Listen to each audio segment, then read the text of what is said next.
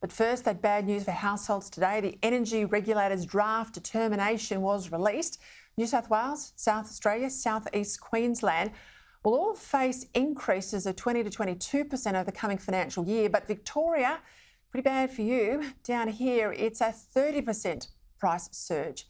And there's news that it's as bad for small businesses as well. Those increases there, New South Wales, South Australia, South East Queensland and Victoria, all up as well.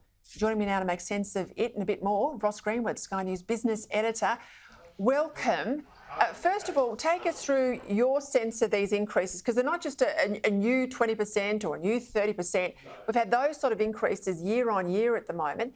And what's meant by this default market offer, Ross? Okay, so just to explain, if you haven't got a deal with an electricity retailer, you go to the default offer. And that's the thing that the Australian energy retailer and the similar body in Victoria, that they basically make determinations about the price hikes for those. So, in fact, on your contract, if you have negotiated, and you should try and negotiate, you may negotiate less, but that depends on your energy retailers' ability themselves to be able to buy electricity at cheaper prices.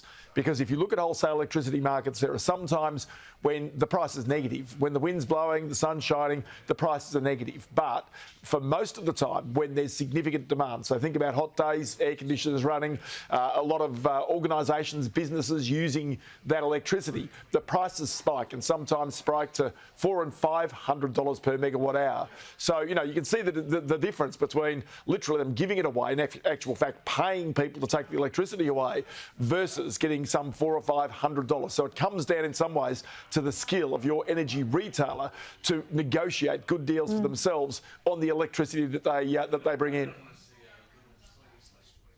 Let's go to banking. We'll start in the US. I'll come back with Australia's take on it. But let's start in the US. Silicon Valley Bank, Signature Bank, both collapsed on Friday. A lot of concern there in the markets as well as amongst regulators. I note Swiss bank Credit Suisse, it's now reported material weaknesses. What's your read of the global situation?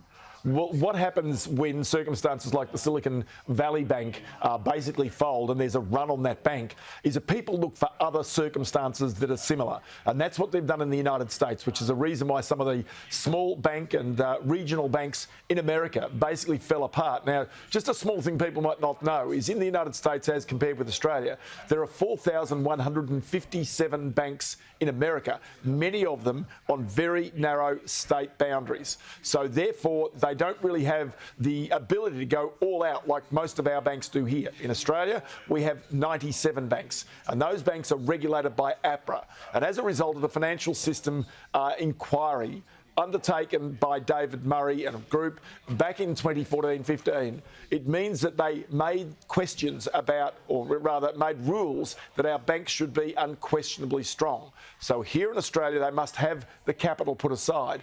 In the United States, it's only the very largest of those more than 4,000 banks that are required to do that. The smaller state-based banks don't have the same regulations. They do have regulations, but not the same regulations. You can read my mind, because I was going to get you to underscore the point, and I get concerned when I hear in other media outlets a sense that there could be a run on Australian banks. I wanted you to underscore very different regulations here in Australia, and post the GFC, we are in a much stronger position. Let's move now then to this story out of Victoria, this massive interest bill. It's almost $4 billion today. Yeah. That's $10 million a day. That's the yearly number. It'll go up to about $7 billion in the next couple of years. Record debt, as we know, in Victoria, $165 billion, more than Queensland, New South Wales and Tasmania combined.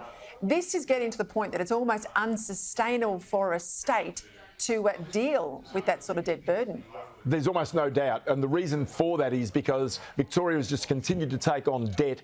The volume of homes being transacted has dropped through the floor, so they're not getting the stamp duty, which is one of their main sources of revenue. And so really it's a situation where now New South Wales and Victoria are going through much tougher times. People always concentrate on the $650 billion of net debt in the federal government, but rarely do they look at the state government debt, which is about half that again. And that's the reason why services ultimately get cut when you find that the interest bill on your debt is going through the roof in the way in which it is in Victoria. We should do a show one night, Ross Greenwood, and help people understand the different revenue streams coming in to both the federal government and state governments, because that's the dramatic difference, the ability to borrow and the ability then to service the loan.